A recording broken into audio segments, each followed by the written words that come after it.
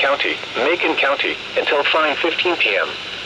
At 4:29 p.m., a severe thunderstorm was located near Mount Auburn, or 19 miles north of Taylorville, moving east at 35 miles per hour.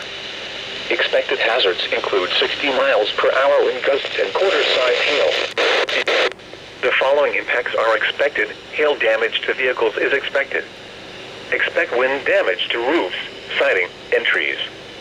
This severe thunderstorm will be near Illiopolis and Mount Auburn around 4:35 p.m.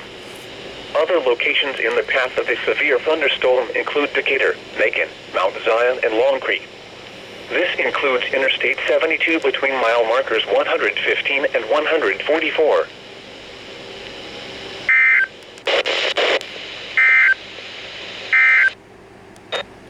Expect wind damage to roofs, siding, and trees.